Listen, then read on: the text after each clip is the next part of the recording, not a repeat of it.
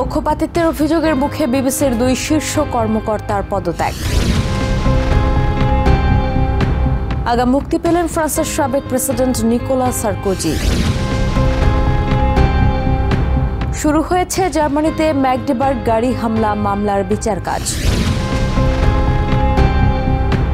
Russia সংকটের সমাধান চাইলেও ইউক্রেনের মিত্ররা চাইছে না বলে অভিযোগ ক্রেমলিনের।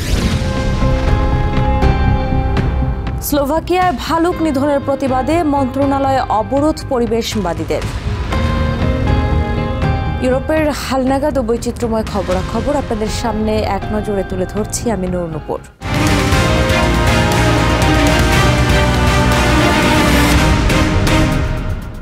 প্রেসিডেন্ট ট্রাম্পের ভাষণ বিকৃতভাবে উপস্থাপন সহ পক্ষপাত দুষ্ট সংবাদ প্রচারের সমালোচনার জেরে পদত্যাগ করেছেন বিবিসির দুই শীর্ষ কর্মকর্তা।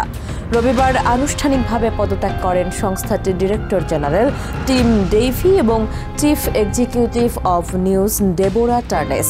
সোমবার ওই ঘটনার জন্য আনুষ্ঠানিকভাবে ক্ষমা চেয়েছেন বিবিসির চেয়ারম্যান সামির শাহ। ভবিষ্যতে এই ধরনের গুরুতর ভুল এড়াতে বিবিসি আরও সতর্ক থাকবে বলে আশ্বাস দেন তিনি। এদিকে এক প্রতিবেদনে বিবিসি দাবি করেছে 14 তারিখের মধ্যে ওই ডকুমেন্টারি সংশোধন করা না হলে তাদের বিরুদ্ধে $1 বিলিয়ন ক্ষতিপূরণ মামলার হুমকি দিয়েছেন প্রেসিডেন্ট ট্রাম্প।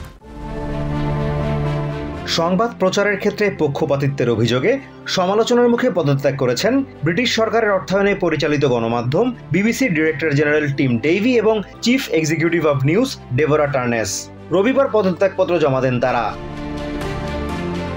তাদের বিরুদ্ধে ওঠা অভিযোগগুলোর মধ্যে সবচেয়ে আলোচিত অভিযোগটি প্রেসিডেন্ট ট্রাম্পকে ঘিরে। বিবিসি প্যানোরামার একটি ডকুমেন্টারিতে প্রেসিডেন্ট ডোনাল্ড ট্রাম্পের একটি বক্তব্য সম্পাদনার মাধ্যমে উদ্দেশ্য প্রণোদিতভাবে তাকে বিতর্কিত করার চেষ্টা করা হয়েছে বলে অভিযোগ উঠেছে।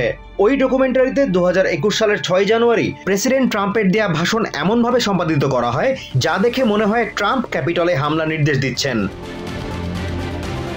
এদিকে সোমবার বিবিসি নিউজের সদ্য পদত্যাগী সিইও ডেবোরা টার্নেস গণমাধ্যমের কাছে স্পষ্ট করে বলেন, প্রতিষ্ঠান হিসেবে বিবিসি কোনোভাবেই পক্ষপাত দুষ্ট নয়। But I'd like to make one thing very clear. BBC News is not institutionally biased. That's why it's the world's most trusted news provider. অন্যদিকে ডেইভিসের মতো একজন স্বনামধন্য সংবাদকর্মীর পেশাগত জীবনের এই করুণ পরিণতিতে সহমর্মিতা প্রকাশ করেছেন বিবিসি টেলিভিশন নিউজের সাবেক প্রধান রজার মোজি। তিনি মনে করেন, বিবিসির পক্ষপাতদুষ্ট সংবাদ প্রচারের বিষয়ে বেশ কিছুদিন ধরে সমালোচনা চললেও প্রতিষ্ঠানটি এই বিষয়ে পদক্ষেপ নিতে অনেক দেরি করে ফেলেছে, যা বিবিসির সুনামকে ক্ষুণ্ণ করেছে। Well, I'm very sad for Tim personally. I worked with him quite a lot in the BBC. He was one of the people who was involved in supporting the Olympics coverage, and I worked with him when he was acting Director General in 2012. সোমবার ব্রিটেনের সংবাদপত্রগুলো এই দুই গণমাধ্যম কর্মীর পদত্যাগের খবর গুরুত্ব দিয়ে ছাপে।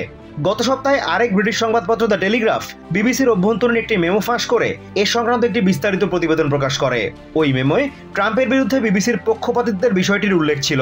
ওই ঘটনার জেরেই অবশেষে রবিবার প্রথমবারের মতো বিবিসির দুই শীর্ষ কর্মকর্তার পদত্যাগের ঘটনা ঘটল। এদিকে এই ঘটনায় দুঃখ প্রকাশ করেছেন বিবিসির চেয়ারম্যান সামির শাহ। পাশাপাশি প্রেসিডেন্ট ট্রাম্পের বক্তব্য বিকৃত করে উপস্থাপনের জন্য ক্ষমাও চেয়েছেন তিনি। The apologizing is for the way the team edited President Trump's speech to his supporters on January the 6th. তিনি মনে করেন, এই বিষয়ে আরো আগে আনুষ্ঠানিক পদক্ষেপ নেওয়া জরুরি ছিল। তবে ভবিষ্যতে এই ধরনের বিষয়ে বিবিসি আরো সতর্ক থাকবে বলে আশ্বাস দেন সামির শাহ। তার এই আনুষ্ঠানিক ক্ষমা প্রার্থনার পরপরই বিবিসি জানায়, পুরো ঘটনার জেরে প্রতিষ্ঠানটির বিরুদ্ধে আইনি পদক্ষেপের হুমকি দিয়ে চিঠি পাঠিয়েছেন প্রেসিডেন্ট ডোনাল্ড ট্রাম্প। বিবিসি দাবি করেছে, 14 নভেম্বরের মধ্যে আলোচিত ডকুমেন্টারিটি সংশোধন করা না হলে তাদের বিরুদ্ধে $1 বিলিয়ন ক্ষতিপূরণ মামলা করবেন president Trump. Azimur Rashid Kanak, TVN 24 news desk. সাজার মেয়াদ পূর্ণ হওয়ার আগেই ছাড়া পেলেন ফ্রান্সের সাবেক প্রেসিডেন্ট নিকোলাস সারকোজি। সোমবার প্যারিসের একটি আদালতের নির্দেশ দেওয়ার কিছুক্ষণ পরই কারাগার থেকে মুক্তি দেওয়া হয় সারকোজিকে। মুক্তির পর গাড়িতে করে বের হয়ে যান তিনি। এর আগে এদিন সকালে প্যারিসের আদালতে প্রসিকিউটররা তাকে মুক্তি দেওয়ার সুপারিশ করেন। প্রসিকিউটররা বলেন, সারকোজি সাজার বিরুদ্ধে যে আবেদন করেছেন সেই আবেদনের নিষ্পত্তি না হওয়া পর্যন্ত তাকে কারামুক্ত রাখা যেতে পারে। তবে কারাগারের বাইরে থাকাকালে সার্কোজি যেন অন্য অভিযুক্ত এবং সাক্ষীদের সাথে যোগাযোগ করতে না পারেন তা নিশ্চিতেরও কঠোর সুপারিশ করেন তারা। এছাড়া তারা আরও বলেন, কারাগার থেকে ছাড়া পেলে সার্কোজি পালিয়ে যাবেন এমন সম্ভাবনা না থাকায় তাকে ছাড়া যেতেই পারে। জার্মানিতে গাড়ি হামলা চালিয়ে ৬ জনকে হত্যা এবং ৩৮৮ জনকে হত্যা চেষ্টার অভিযোগে এক সৌদি নাগরিকের বিচার শুরু হয়েছে। সোমবার ৫০ বছর বয়সী তালেব আল আব্দুল মোহসেনকে আদালতে হাজির করা হয়। এ সময় তিনি লিখিত বক্তব্য উপস্থাপন করতে চাইলেও তাকে তা করতে দেওয়া হয়নি। আদালতের মুখপাত্র জানিয়েছে, শুনানির দিন তাকে কথা বলার সুযোগ দেওয়া হবে। ২০২৪ সালের ২০ ডিসেম্বর রাতে ওই গাড়ি হামলা দেশ জুড়ে নিরাপত্তা ও অভিবাসন নীতি নিয়ে নতুন করে বিতর্কের জন্ম দেয়। জার্মানির ম্যাগডেবার্গ শহরে ক্রিসমাস মার্কেটে গাড়ি হামলার ঘটনায় অভিযুক্ত সৌদি নাগরিক তালেব আল আব্দুল মোহসেনের বিচার কাজ শুরু হয়েছে। সোমবার ওই মামলায় মোহসেনকে আদালতে হাজির করা হয়। ৫০ বছর বয়সী ওই চিকিৎসকের বিরুদ্ধে ৬টি হত্যা, ৩৮৮ জনকে হত্যা চেষ্টা এবং ৩০৯ জনকে গুরুতরভাবে আহত করার অভিযোগ রয়েছে। গত বছরের ২০ ডিসেম্বর রাতের ওই গাড়ি হামলায় ৬ জন নিহত ও ৩ শতাধিক মানুষ আহত হন। অভিযুক্ত মোহসেন ২০১৬ সালে বৈধভাবে জার্মানিতে বসবাসের অনুমতি লাভ করেন। জার্মানিতে স্থায়ীভাবে বসবাসের অনুমতি পাওয়ার পর থেকেই মোহসেন বার্নবুর্গ শহরে বসবাস করে আসছেন। সেখানকার একটি ডিটেনশন সেন্টারে মনোরোগ বিশেষজ্ঞ হিসেবে কর্মরত ছিলেন তিনি। ঘটনার পরই ওই ডিটেনশন সেন্টার এক বিবৃতিতে জানায়, শারীরিক অসুস্থতার কথা জানিয়ে সে সময় ছুটিতে ছিলেন মোহসেন। আদালত সূত্রে জানা গেছে, দোষী সাব্যস্ত হলে মোহসেনের সর্বোচ্চ শাস্তি হতে পারে যাবজ্জীবন কারাদণ্ড।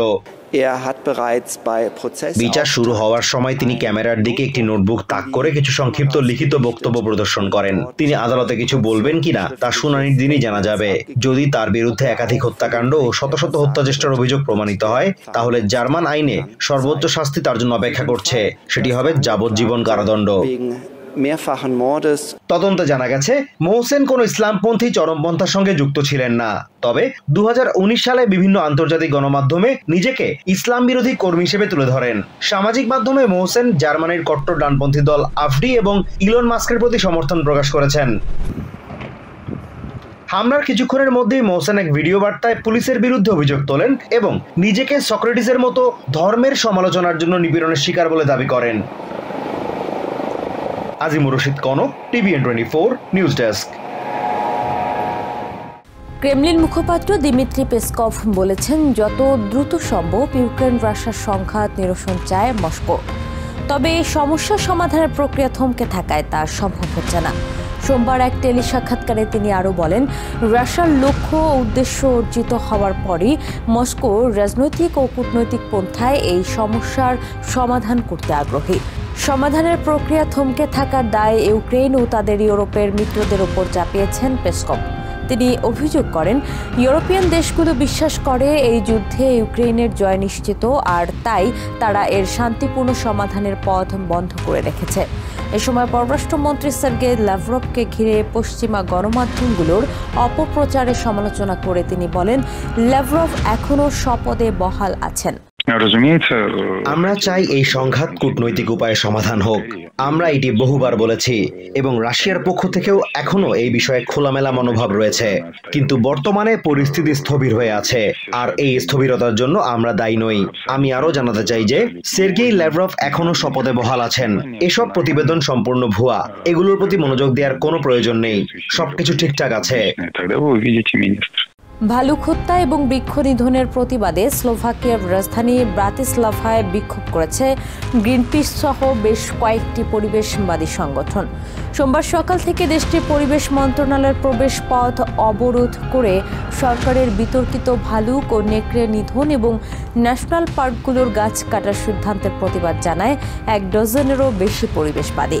তারা মনে করেন, স্লোভাক সরকারের এই সিদ্ধান্তগুলো দেশটির পরিবেশের জন্য মারাত্মক বিপর্যয় ডেকে আনবে। স্লোভাকিয়ার পার্বত্য অঞ্চলে বাদামি ভালুক নিধন সংক্রান্ত সরকারি পরিকল্পনার বিরুদ্ধে প্রতিবাদ জানিয়েছে পরিবেশবাদী সংগঠন গ্রিনপিস, ক্লাইমেট কোয়ালিশন এবং এইভিস ফাউন্ডেশনের কর্মীরা। সোমবার দেশটির রাজধানী ব্রাতিস্লাভায় পরিবেশ মন্ত্রণালয়ের প্রবেশপথ অবরোধ করে শান্তিপূর্ণ বিক্ষোভ করেছেন তারা।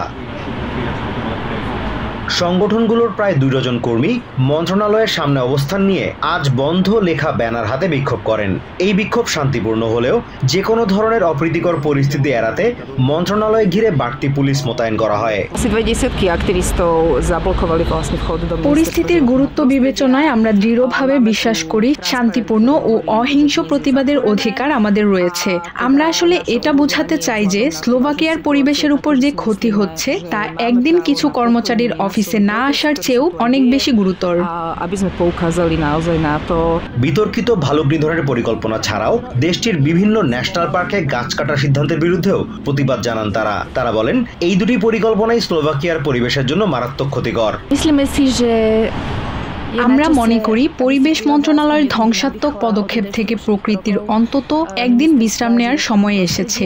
মন্ত্রী টোমাস তারাবা শিকার মন্ত্রীর মতো আচরণ করছেন, পরিবেশের ক্ষতি করছেন। গত 2 বছর ধরে তারা যে ক্ষতিকর আইন তৈরি করে চলেছেন, ন্যাশনাল পার্কগুলোতে গাছ কাটা কিংবা ভালুক ও নেকড়ের উপর যে নির্মম হত্যাযজ্ঞ চলছে সবই প্রকৃতির জন্য ভয়াবহ। গ্রিনপিসের তথ্য অনুযায়ী স্লোভাক সরকার এবছর 350টি ভালুক গুলি করে হত্যার অনুমোদন দিয়েছে। এর মধ্যে শুধু অক্টোবরেই 180টি ভালুক হত্যা করা হয়েছে। যাদের দায়িত্ব প্রকৃতি রক্ষা করা, আজ তাদের কাছ থেকেই প্রকৃতিকে রক্ষা করতে আমাদের মাঠে নামতে হয়েছে। বিষয়টি পুরোপুরি হাস্যকর। পরিবেশ মন্ত্রণালয়ের এমন অবিবেচকের মতো আচরণে আমাদের মূল্যবান সম্পদ আমরা হারাচ্ছি। এই ক্ষয় আমাদের রোধ করতেই হবে। এটি নিছক কোনো নীতিগত ভুল নয়, এটি একটি পরিবেশগত বিপর্যয়। এই ব্যাপক নিধনের বিরুদ্ধে গ্রিনপিস ইউরোপিয়ান কমিশন অভিযোগ দায়ের করেছে। সংগঠনটি সতর্ক করেছে এই নিধন পোল্যান্ড সীমান্তবর্তী অঞ্চলের বন্যপ্রাণীর জন্য হুমকি হয়ে উঠতে পারে। Azimur Rashid Kanak, TVN24 news desk. এক নজরে ইউরোপের আরও নানা খবর পেতে চোখ রাখুন TVN24 নিউজ নেটওয়ার্কের ইউটিউব ও ফেসবুক পেজে। নিউ ইয়র্ক থেকে সম্প্রচারিত TVN24 টেলিভিশন বিশ্বজুড়ে বাঙালির কণ্ঠস্বর।